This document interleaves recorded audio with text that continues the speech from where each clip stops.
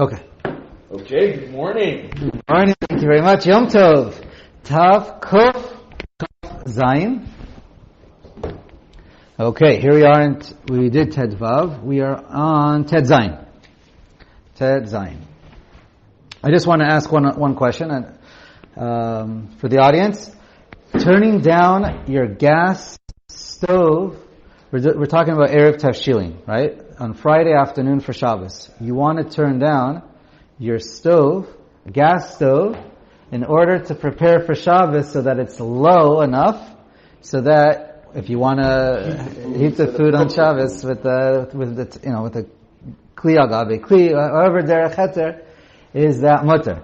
Or with food, you want to put on food and you want to turn it down to not burn. So, mistama, it's the same thing, however you hold in general by Yom Tov.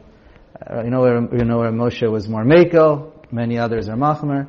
Turning it down in general is generally the same thing. If you can do it for Yom Tov, then you can. Otherwise, the fact that you have an Eruv Tavshilin doesn't seem to be able to be helpful any more than any other Yom Tov.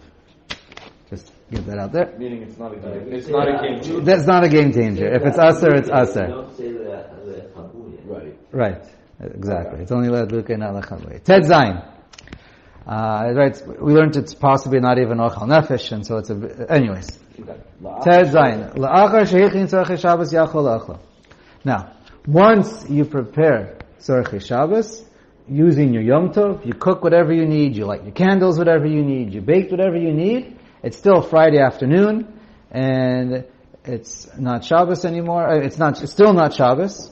That's after Shabbos. It's not Shabbos yet. It's not Shabbos yet. Then you're allowed to completely eat your Eruv because you used it. You did everything you need for it. But just make sure you light candles before you eat it. Otherwise you run into a problem. Yud Zayin. And just to point out, when should you eat the bread? Don't you run into a problem with the fact that you're not supposed to wash for bread and eat before Kiddush? Right. So let's say your wife lit and you want to eat it. But you want to eat the egg, or you want to eat the piece of So you can eat if you didn't accept Shabbos yet. You can't wash. And maybe you can eat it less than a kazayas. Okay.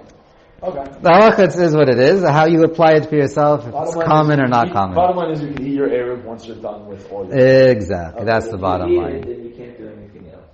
And if you eat it, you can no longer prepare. Right. Exactly. Okay. That's and just to point out, many say the best time to eat your lechem is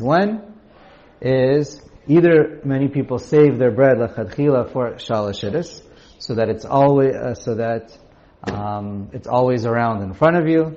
That's but some say you should, if you're going to end up eating it, some say, depending on the situation, some people eat it right away. And anyways, on their first meal. But the point is, it's good to use it for another mitzvah. And it's not we don't say mitzvahs. Mitzvahs chavilas is when it's done in a way where it's like you're just trying to get it out of the way quickly as possible. But once you have an item that was used for a mitzvah, and now there's no bizayon, and you can save it to use it for another mitzvah, that's when it's actually preferable. Yud Zayin. Hitchil bi'isato v'nechal eruv. You already began kneading your dough. You didn't bake yet, but you're just kneading the dough. You already started the process. V'nechal eruv. And then comes along one of your kids and eats your challah, eats your eruv. While you're in the middle, you still need it. Gomer ota isa. You're allowed to finish what you started. Even if you didn't put it in the oven yet. And you didn't finish all the kneading and everything you're doing. It's mutter to continue. Same thing with cooking. You only started the cooking process. Shegomer oto atavshil shitchil. Whatever you started, you're allowed to finish. Okay. Mishnah Berurah says even just cutting the vegetables to cook, that's already good enough to continue cooking. Okay. Let's see. So basically, even the most minute Yes, the minute preparation is included. In this case, you're allowed complete that entire process. Exactly. Not Yurchet. not the minute preparation. So you went to the neighbor and you asked them for the vegetables. You didn't Okay. do anything to them, yeah? Yurchet. Alpha velo bishel. You baked and didn't cook. Or bishel velo alpha. Or you cooked and didn't bake yet. V'nechal eruv o avad. And now the entire eruv is finished. You ate it both, the tavshil and the bread. So then you're basically stuck. Mashenasa beheter, whatever was done beheter, afilu niskavin bo letzorech Yom Tov. Even if the food that you cooked was when you cooked it, you had in mind to eat that food completely on Yom Tov. Listen to this. Yachol, to do a whole switch, you're allowed to do a whole switcheroo, l'mafreya. Yachol hu anichol l'Shabbos. Now that your Eruv is finished, you can't cook anymore for Shabbos. You're allowed to take the food that you cooked for Yom Tov and say, no. That's for Shabbos. I'm changing what it's for. L'vashel mikan ve'elech Yom Tov. And you're allowed to cook a whole new dish from scratch that's for Yom Tov. Because you did it when you had an Eruv, you did it when it was all done beheter, and basically what we're allowing you to do, depends on how you want to look at it, is do a switcheroo lamafreya. You look at it lamafreya, and at the time when you cooked it, you could have made that specified for Shabbos. Okay. Is it a switcheroo? Or is it saying that everything that you cook is part of the Eruv? I don't know. That's all part of it's all done. Okay. It's one preparation. But you can't save it for during the week. Obviously, you can only save it for Shabbos. Because even Lamafreya would be usher to do it for during the week. The Eruv Tavshilin is only for Shabbos. Okay, Yutet. Mi shelo Erev mutar lahadlik ner shel Shabbos. So the stam halacha is, and according to the Shulchan Aruch, is you don't need an Eruv Tavshilin for lighting candles. You only need it for Ochel Nefesh items. That's what the main purpose is it for. But you don't need it for lighting candles. So you're still allowed to light candles. Like the Eruv, the whole Isser Heter, the whole Takana is for food. If you're allowed to light candles or not, that's a whole separate issue of Ochel Nefesh, Bitoch, v'chule, v'chule. So since you're allowed to light candles, and the Eruv Tavshilin is not going to stop you. V'yesh osrin. And some say no. If you don't make an Eruv Tavshilin, you're not allowed to light candles. So we lechatchila add the nusach when we say with this Eruv we're going to allow to cook or allowed to shecht. If you're going to shecht, you add the words to shchita. If you're going to bake, to do hatmana, and anything I need to do. So we add in there, lachatchila, also the nusach to light candles in order to be yotze according to both shitas. And so some people say you're allowed to be somechan. That's the opinion of the Shulchan Aruch. The Mishnah Berurah and others say you should lachatchila, if you didn't make an Eruv, you should not light candles, but you should let someone else who did an Eruv Tavshilin to use that they should light for you with their candles. Or light only one candle. Or light only one candle if you don't have light on in the room. If you already have light on in the room, I'm not sure if it's allowed to even light one candle. So the Mishnah Berurah is machmer, like the second opinion. But anyways, we see that l'kuli alma, if your only purpose, we're going to get into guests and hotels later, but for this halacha, it's important. If you're the only reason why you're making an Eruv Tavshilin is for the purpose of lighting candles, so many or all poskim, certainly many, say you're not allowed to say a bracha, you should do an Eruv Tavshilin without a bracha. Because there could be a bracha levatala. But, okay. But again, some people would say you could say it, but you have in mind that you might decide to cook if you want to. Okay, so we'll leave that as a question if you can say a bracha or not. Kaf. Mi shelo erev. A person who did not make an Eruv Tavshilin. So what happens? Kishem. Now we're assuming on this case, nobody made it for you. There's no Rava Ir. You're on your own, and it completely wasn't done in Eruv. So now what?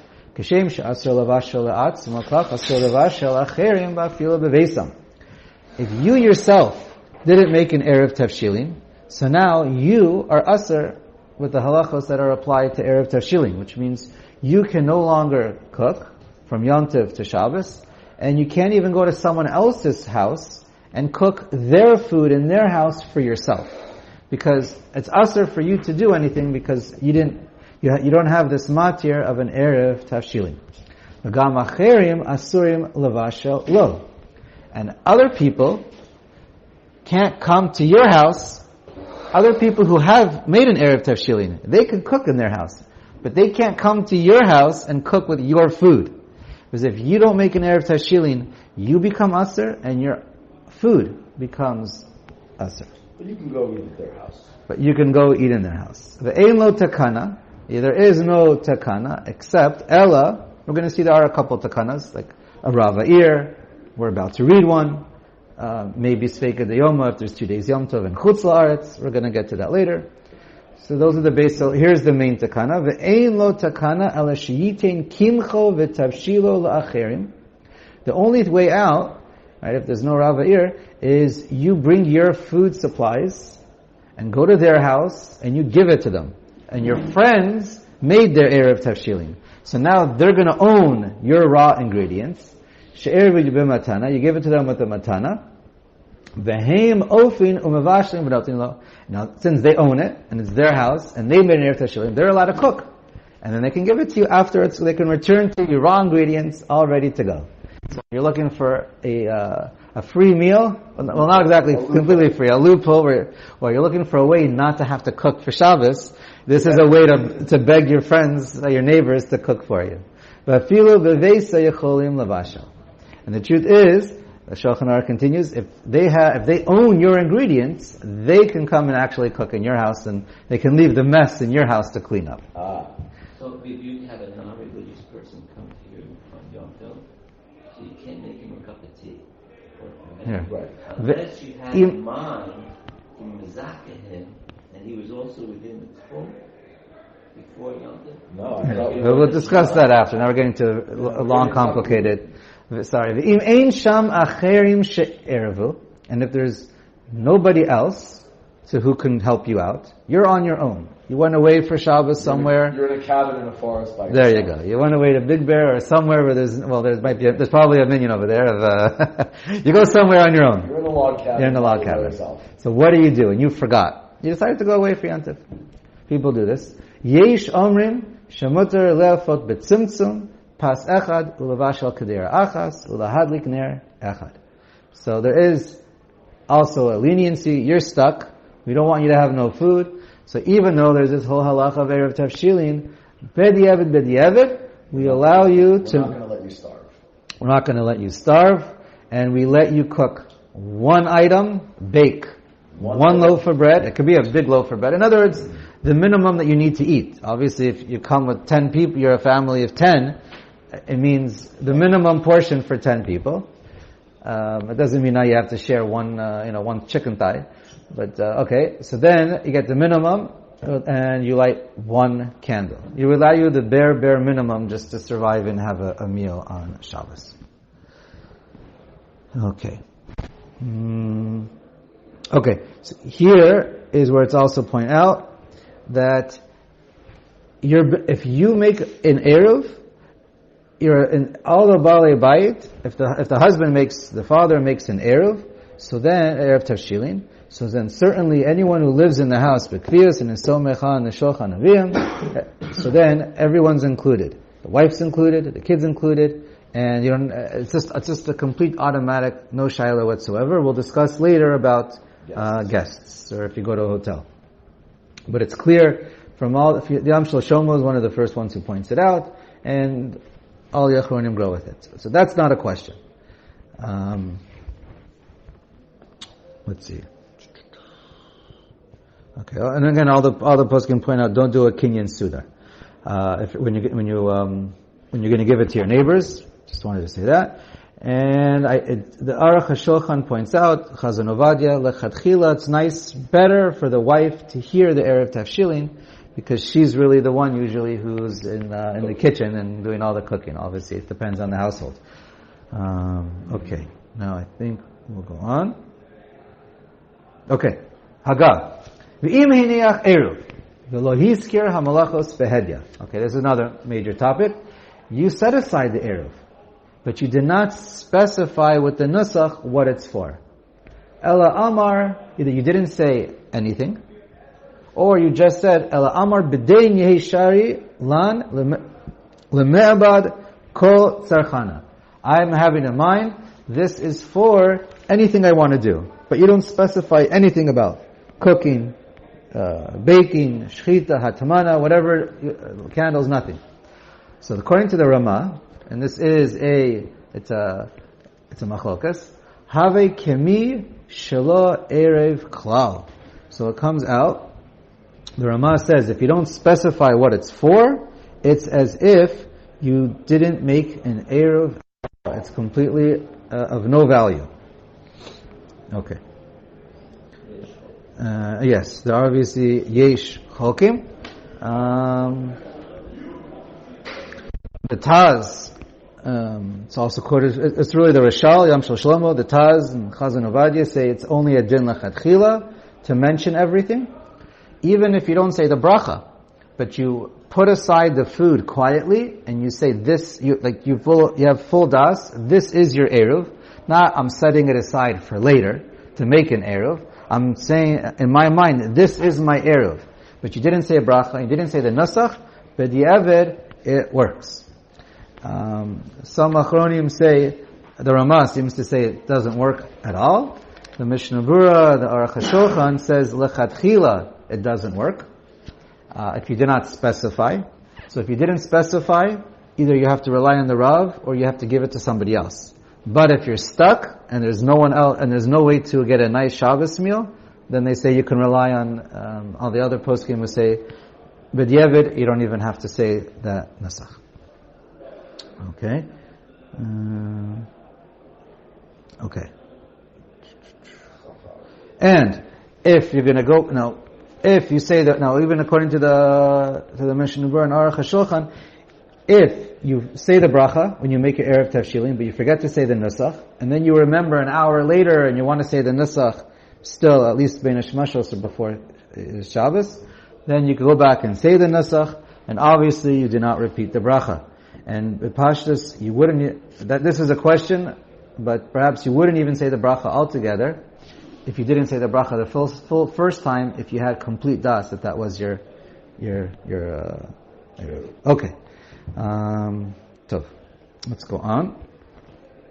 Umihu mi shemit ane b'Yom Tov. This is another debatable issue that many of the Achronim disagree, and L'maisa even the Mishnah Berurah disagrees when you have no choice. So he says, Umi shemit ane b'Yom Tov. A person is fasting. A person made an Eruv Tavshilin, but the Baal Habayit who made the Eruv Tavshilin for the family decided, I'm fasting today on Friday, on this day of Yom Tov. So according to the Ramah, since you're fasting, and you're not going to cook for yourself on Yom Tov, because you're fasting, asur levashel la'acherim, you're not allowed to cook for anybody. Afilu letzorech bo bayom, you can't even cook for yourself, kol shekein for Shabbos, tahavi kemi shelo yiniach eruv, she'eno mevashel la'acherim. Since you're fasting, it's as if you didn't do it. But everyone says everybody else, the kids, they're not fasting, and you did make an Eruv Tavshilin. So therefore everyone agrees that everybody else can use your Eruv Tavshilin, and many say, L'maisa, if needed, you yourself can even use it. Okay. Kaf Aleph. Im nizkar shelo erev kodem silat shachris, yivashel harbe b'kadir achas v'yotir l'Shabbos. Now, let's say you realize you did not make an Eruv Tavshilin, and you're stuck. There's no rabbi, there's no neighbors, and you're stuck. So one thing we learned is you're allowed to make one item to eat so you don't starve. One portion per person. One portion per person. But now he adds like this, even more lakula. Shulchan Aruch says, what can you do? You can make yivashal harbe, you're allowed to take one big pot, and even though you only need to eat one piece of meat for you, or there's 10 of you, 10 pieces of meat, you can throw in 100 pieces of meat. You're allowed, we're going to see, you're not allowed to do a harama, the post can point out, but the truth is, you're allowed to do a small harama, and that's what we see. You're not allowed to do a pure harama, we're going to see that, but you are allowed to do a little harama. In other words, you don't need 100 pieces, you only need 10 pieces. But you're allowed to put as much as you want in there, knowing it's 100% because of Shabbos. Now,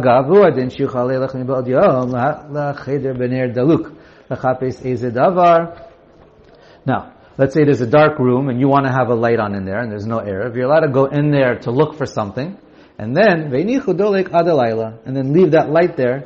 Right? We're talking about, we're not talking about, right? We're talking about, you did it derech heter, like, eish me'esh, and then you're allowed to, or you bring it there and then you're allowed to leave it there, and that's how it becomes, you can get around it. V'yesh omrim, the Shulchan Aruch has a v'yesh omrim, that is the minhag olam lahakel. V'yesh omrim da afilu levasho kama kederos muter. Kevan shekodam achilahu v'hu sheyochal mikol echad ve'echad. Even another bigger case of harama, but again, it's not pure harama. What you're allowed to do is you're allowed to say, I want a piece of chicken, I want a piece of French roast, and I want a piece of this and of that. So you make 4 different dishes. Now this is before your lunch, so or Thursday night dinner, or Friday morning, or Friday lunch. So you're still cooking for Yom Tov. Now, you only need 1 pot, but you're allowed to now make 4 different dishes because you're going to eat a piece of each one. Now, part of why you're doing 4 dishes is because you want to have more food for Shabbos. But that's okay, as long as your kavana is to eat a piece from every pot, because it's only a little harama, and you are cooking it for Yom Tov also, and you're going to even eat it on Yom Tov also. There is a machlokas achronim. What do you do if in the end you made 4, let's say you made 4 pots, you're going to eat a piece of each one on Yom Tov, and then you decide, or it comes out you didn't eat from that pot. Now can you eat it on Shabbos? So if you only made 1 pot, so for sure everyone says you're allowed to, but if you make a few different pots, and you're even, so then there happens to be a machloket achronim, 2 different opinions are mentioned in the Mishnah Berurah, and a lot of these things are depending on the case, depending on the situation, and how meikal machmer you are, and on the situation. Okay, so we'll leave that as a machloket achronim. Kaf Beis, should we do a drop more? Let's do one more case. Kaf Beis. Im nizkar b'Yom Tov, Rishon shelo Erev. Here's one more way out. You realize it's a 2-day Yom Tov, and you did not, it only works in Chutz La'aretz. Because if it's, here let's read, Imhu b'Yom Tov shel Rosh Hashanah, ein yachol arev al Tanai. Because Rosh Hashanah is 2 days, but halachically, b'darabanan, we consider it 1 day, Yom HaRichta, so a Tanai is not going to help you. Right, let's say it's a 2-day Yom Tov, Chutz La'aretz, Thursday to Friday. Aval, imhu b'Yom Tov shel Galiot yachol arev b'Tanai. You're allowed to make an Eruv Tavshilin on a Tanai. Imayom Kodesh Eini Tzarich La'arev. So on the first day, on Thursday, you say, well, if today's Kodesh, there's no need to make an Eruv. Tomorrow's Chol. Today is Chol. The Eruv Zeh Yehi Sharei Lana L'Fil V'Ushlein. Then you make you say the whole Nusach, and on Friday, then you say that, and if today is Chol, then today I am making the Eruv for Friday. If we're still talking when you're standing on Thursday. Ulamachar ein tzarich lomar klum. And then on Friday, you don't have to say anything. And I'll just point, and it's a machlokas achronim, do you say a bracha or not? Just to explain real quick, the Magen Avraham from the Knesset HaGedolah says you do say a bracha, because every Yom Tov is a safek. And we see that we do say a bracha. Minhag Klal Yisrael is in Chutz La'aretz. You do say an Eruv Tavshilin, even though it is a Sveika Dayoma. So since we always do, so too in this case. But others are more, other poskim say, no, in this case you don't have to give Eger, Shita Mekubetzit, you don't say, because right now you're doing it all tonight, so it's an obvious suffix in your face, and therefore Sveikas Brachas L'Kula. V'yesh omrim di'ilei le'midei devashel me'etmol lo mahani tanao. And if you don't have any food that was prepared on Wednesday, then you're stuck and you can't make an Eruv. You don't have anything to make an Eruv on.